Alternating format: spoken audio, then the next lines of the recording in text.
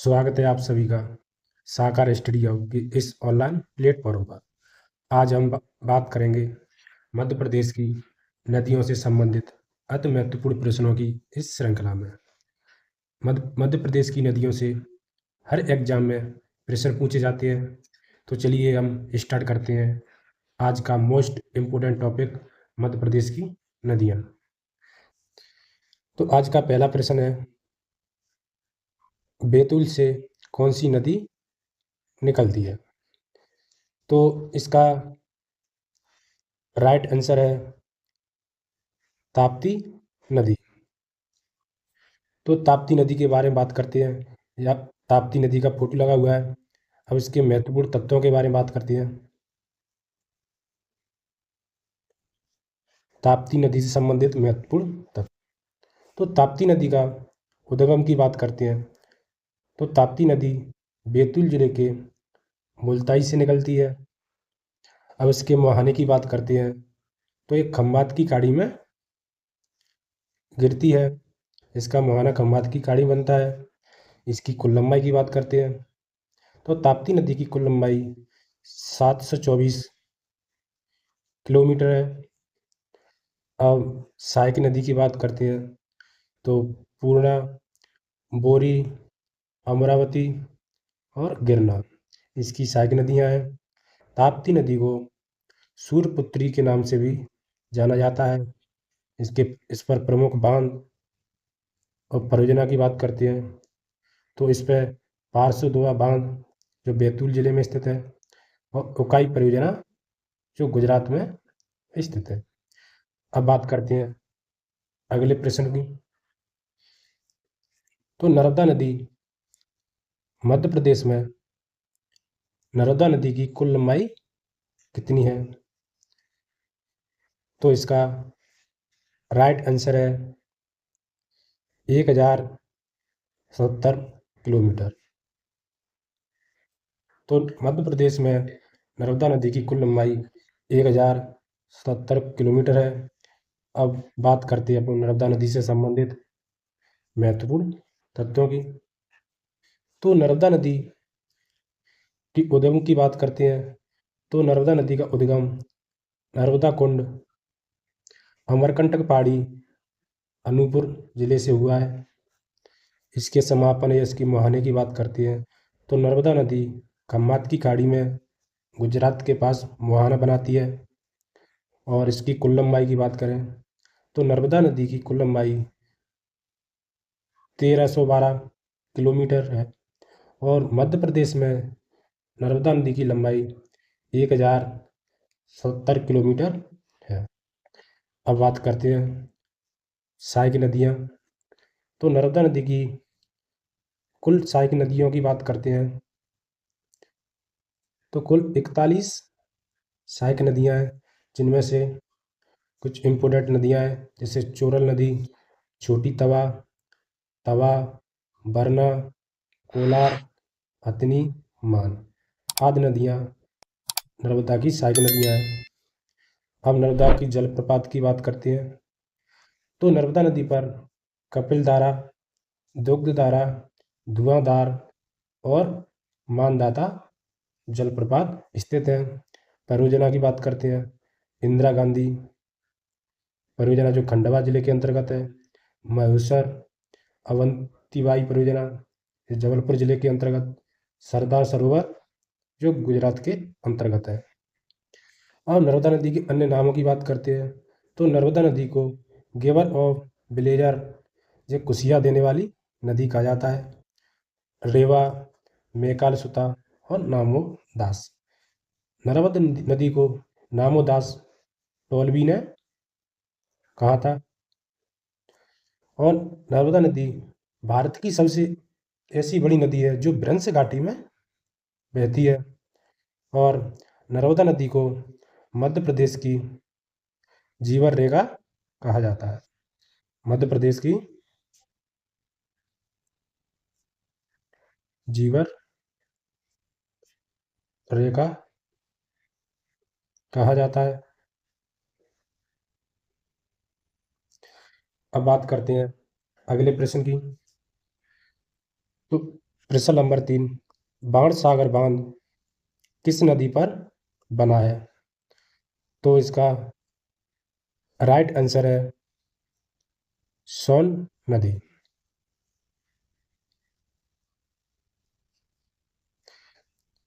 अब बात करते हैं, ये आपको फोटो में दिख रहा है, ये बाणसागर बांध बना हुआ है।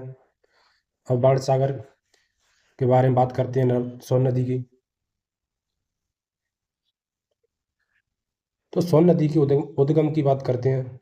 सोन नदी का उद्गम अमरकंटक मेकाल श्रेणी अनूपपुर जिले से हुआ है। इसके समापन की बात करते हैं तो सोन नदी बिहार में पटना जिले के निकट गंगा नदी में मिल जाती है। और इसकी कुल लंबाई की बात करते हैं तो इसकी कुल लंबाई 780 किलोमीटर है। सहायक नदी की बात करते हैं तो सोन की सहायक नदी जोहेला, बनास, गोपद और रेहंद।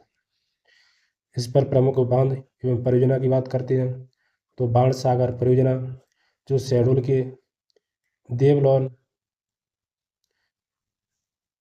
गांव में स्थित है, और ये परियोजना मध्य प्रदेश, बिहार और उत्तर प्रदेश की संयुक्त परियोजना है। अब अनुपात की बात करते हैं तो ये परियोजना 2:1 के अनुपात में है, जिसके अंतर्गत 50, 25%, 25%, 50% लाभ मध्य प्रदेश लेता है, बिहार और उत्तर प्रदेश 25-25% इस परियोजना का लाभ लेते हैं। अब बढ़ते हैं अगले प्रश्न की ओर। तवा नदी किसकी सहायक नदी है? तो इसका राइट आंसर नर्मदा नदी। तवा नदी नर्मदा नदी की सहायक नदी है। और बात नर्मदा की सहायक नदी है तो तवा नदी पर मध्य प्रदेश का सबसे लंबा पुल बना हुआ है, जिस फोटो में आप देख सकते हैं। अब इन महत्वपूर्ण तत्वों के बारे में बात करते हैं तो तवा नदी के उद्गम की बात करते हैं तो तवा नदी का उद्गम कालीबीत पहाड़ी महादेव श्रेणी नर्मदापुरम से हुआ है। और इसके समापन की बात करते हैं तो बाद्रामन नामक स्थान पर ये नर्मदा नदी में मिल जाती है। और इसकी सहायक नदी की बात करते हैं तो इसकी प्रमुख सहायक नदियाँ देनवा, कालीबीत आदि प्रमुख सहायक नदियाँ हैं। इस पर बने जलप्रपात की बात करते हैं परियोजना की तो डचेस, अप्सरा, रजत और तवा परियोजना इस पर स्थित है। अब बात करते हैं अगले प्रश्न की। तो भेड़ाघाट में कौन सा जलप्रपात स्थित है? तो इसका राइट आंसर धुआंधार जलप्रपात। धुआंधार जलप्रपात नर्मदा नदी पर भेड़ाघाट पर स्थित है, जो आप इस फोटो में देख सकते हैं। ये भेड़ाघाट जलप्रपात का फोटो है। अब इसके महत्वपूर्ण तत्वों के बारे में बात करते हैं तो धुआंधार जलप्रपात नर्मदा नदी पर जबलपुर जिले के भेड़ाघाट में स्थित है। इसकी ऊंचाई की बात करते हैं तो इसकी कुल ऊंचाई 18 मीटर है। ये सफ़ेद संगमरमर के लिए प्रसिद्ध है। अब बात करते हैं अगले प्रश्न की। तो मध्य प्रदेश की दो प्रमुख नदियाँ किस स्थान से एक दूसरे से 2 किलोमीटर के भीतर निकलती हैं? तो इस प्रश्न का राइट आंसर अमरकंटक है।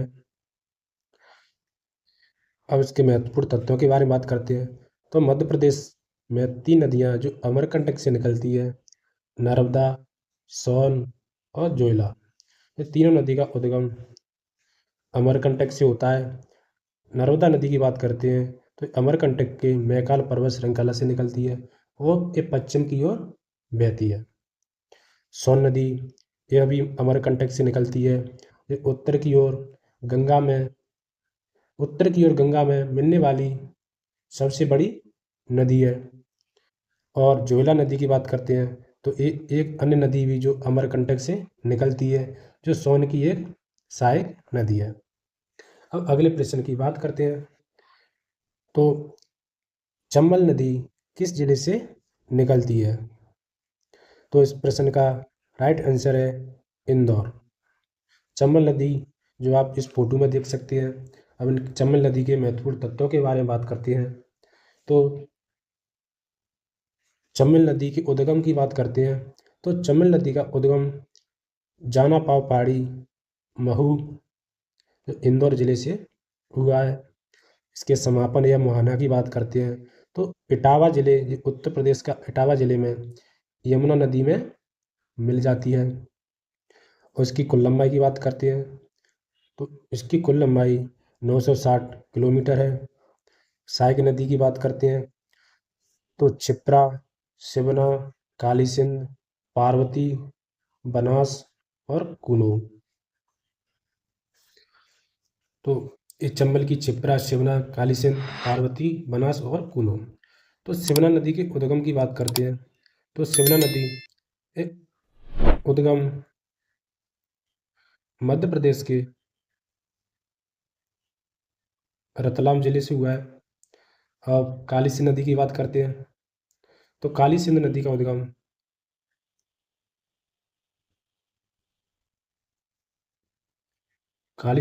उद्गम ये देवास के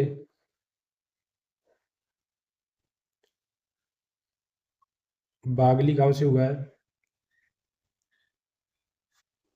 और पार्वती नदी का उद्गम की बात करते हैं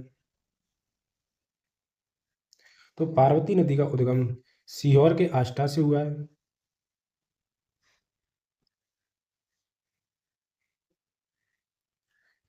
और बनास नदी जो चंबल की सबसे बड़ी सहायक नदी है। कूनू नदी, कूनू नदी की बात करते हैं तो कूनू नदी का उद्गम शिवपुरी शिवपुरी के पठार से हुआ है। इस नदी के किनारे ही कूनो पालन राष्ट्रीय उद्यान स्थित है।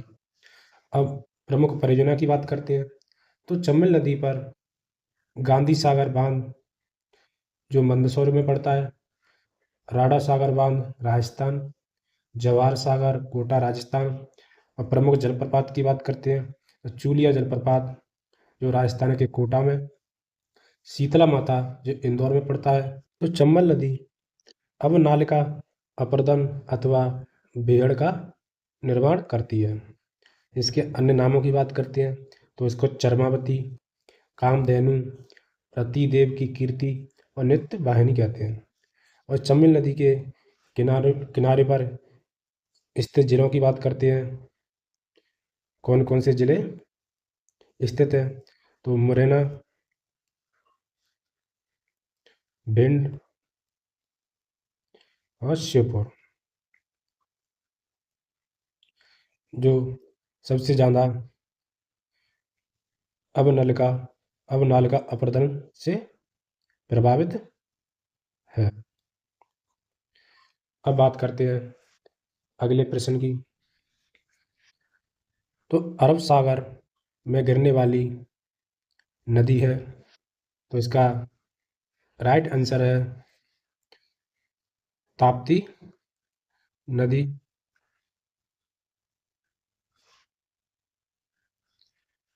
जो आप फोटो में देख सकते हैं ताप्ती नदी का फोटो है। और समझते हैं ताप्ती नदी से संबंधित महत्वपूर्ण तत्वों के बारे में। तो ताप्ती नदी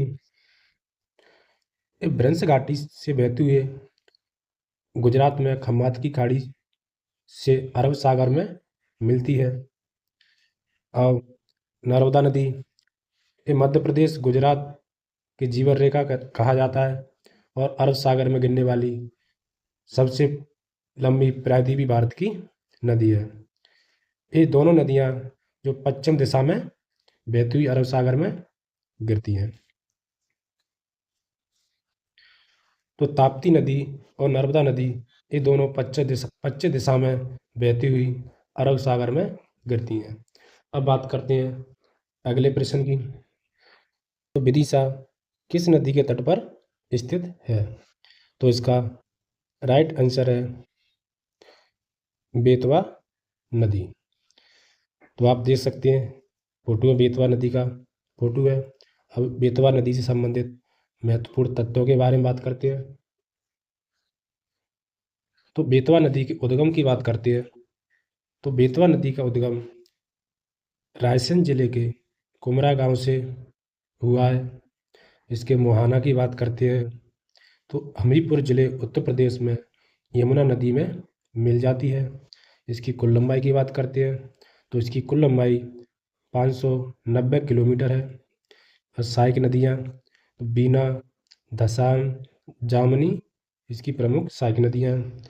अब अन्य नाम तो बेतवा नदी को बेत्रवती, विंध्यावती और शिवपुत्री भी कहा जाता है।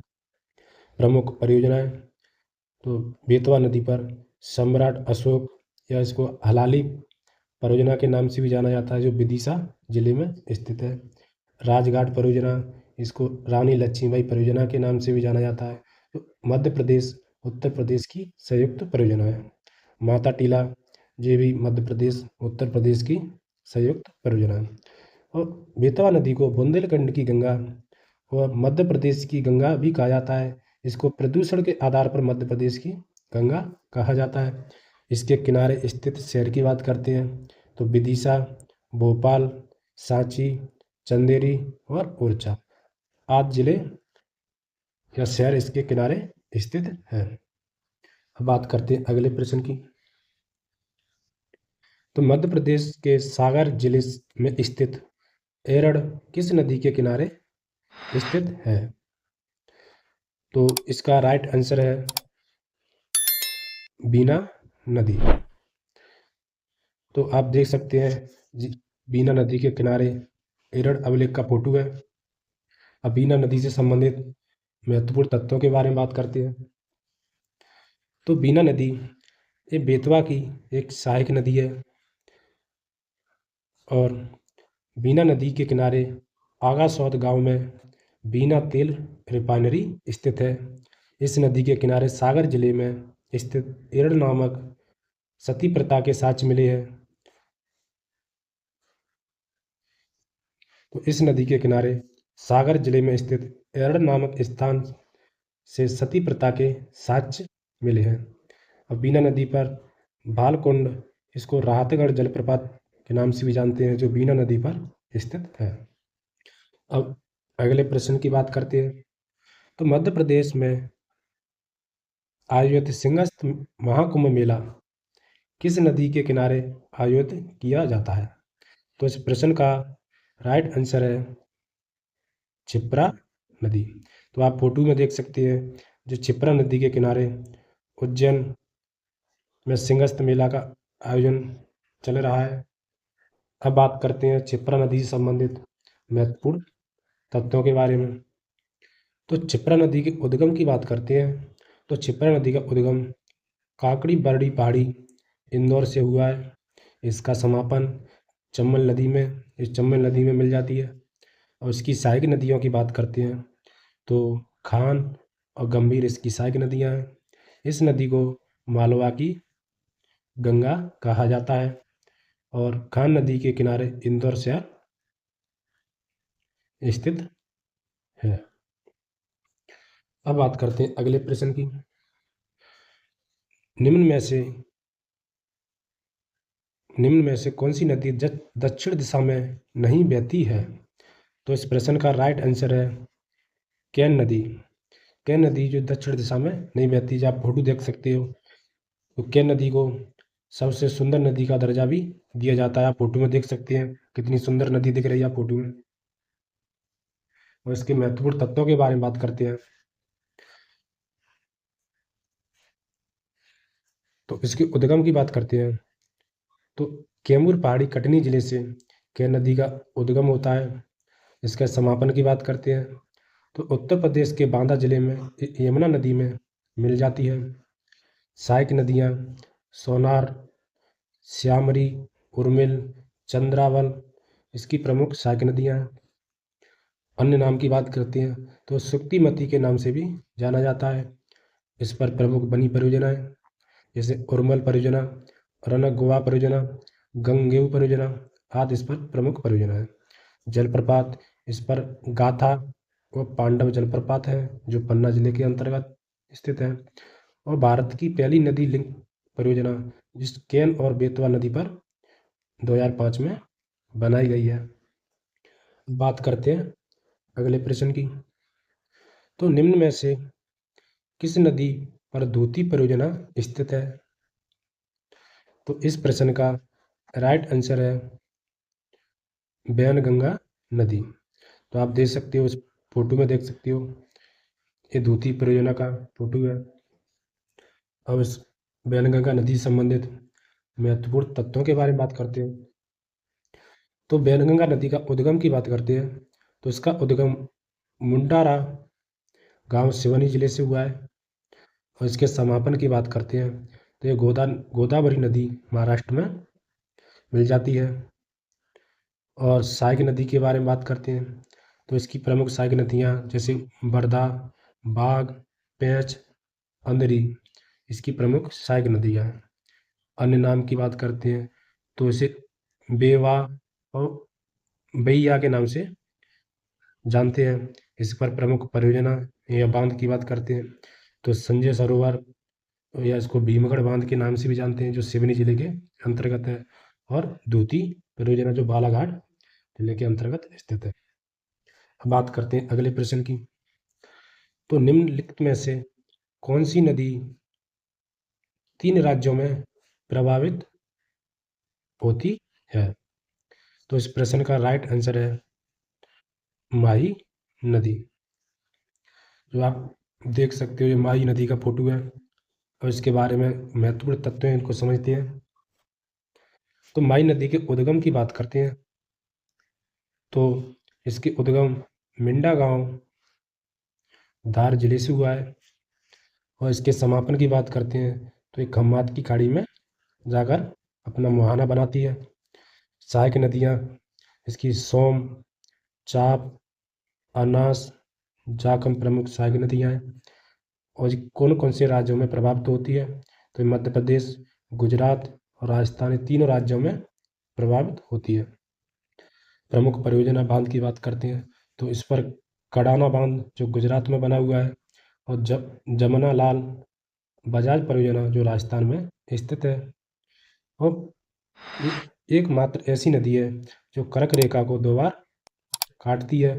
इस नदी को आदिवासियों की गंगा भी कहा जाता है। तो बात करते हैं अगले प्रश्न की।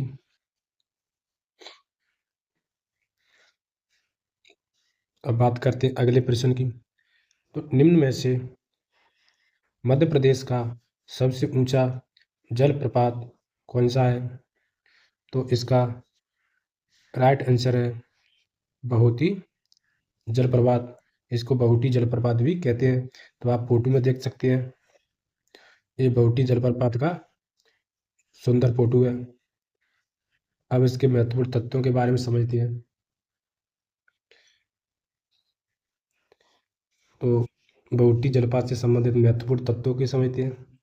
तो ये सेलर नदी पर महूगंज जिले में स्थित है। ये मध्य प्रदेश का सबसे ऊंचा जलप्रपात है। इसकी कुल ऊंचाई की बात करते हैं तो इसकी कुल ऊंचाई 198 मीटर है। बात करते हैं अगले प्रश्न की। निम्न में से कौन सा जलप्रपात नर्मदा नदी पर नहीं है? तो इस प्रश्न का राइट आंसर है चूलिया जलप्रपात। तो चूलिया जलप्रपात जो चंबल नदी पर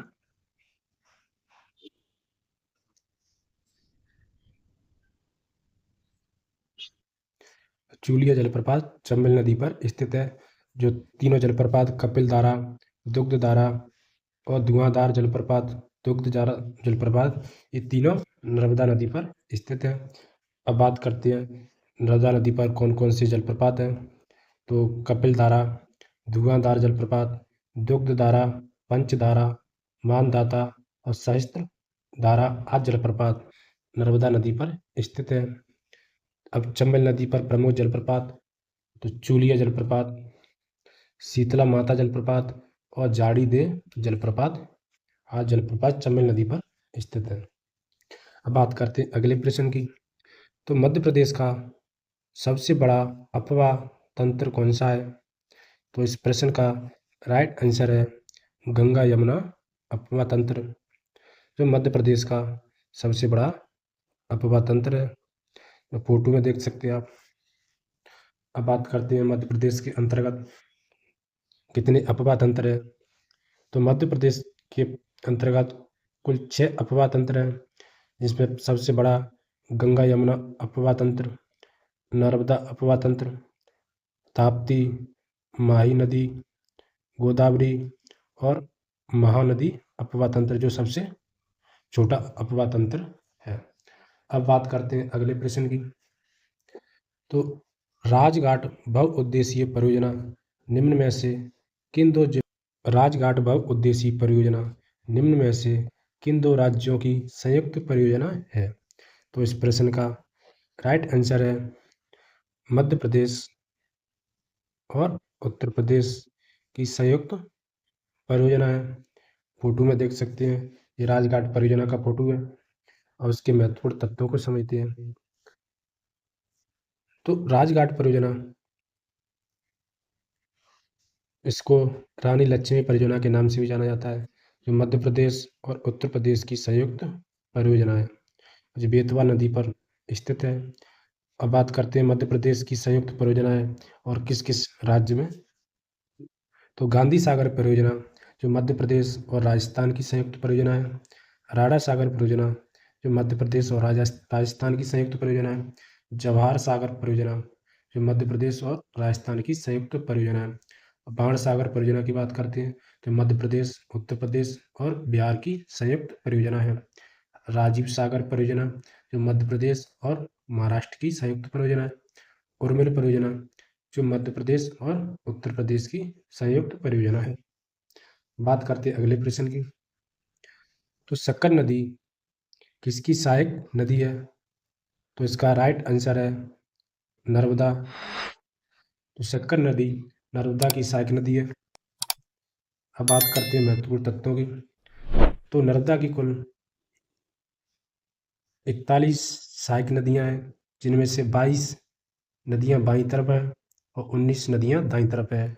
तो बाईं तरफ वाली नदियां थावर, बंजर, शेर, शक्कर, तवा और कुंडा, ये प्रमुख नदियां हैं। 19 नदियां दाईं तरफ है, जिसमें हिरण, बारना, मान, हथनी, कोलार, ये आठ प्रमुख नदियां दाईं तरफ से मिलती हैं।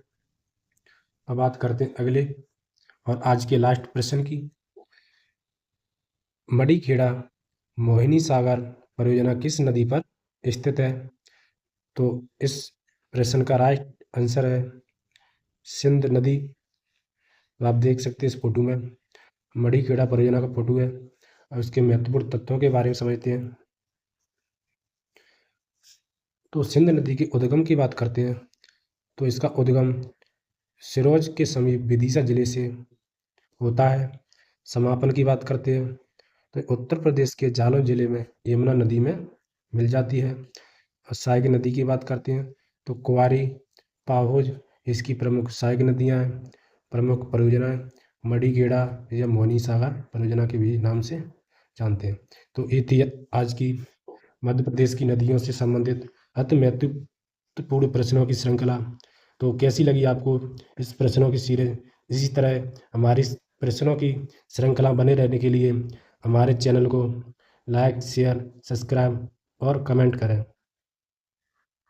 तो हम इस PDF को अपने वीडियो के डिस्क्रिप्शन बॉक्स में ऐड कर देंगे और टेलीग्राम चैनल पर भी अपलोड कर देंगे, तो आप वहां से इस PDF को प्राप्त कर सकते हैं। तो कैसी लगी आपको हमारी इस प्रश्नों की महत्वपूर्ण श्रृंखला? तो हमारी प्रश्नों की श्रृंखला को देखने के लिए धन्यवाद।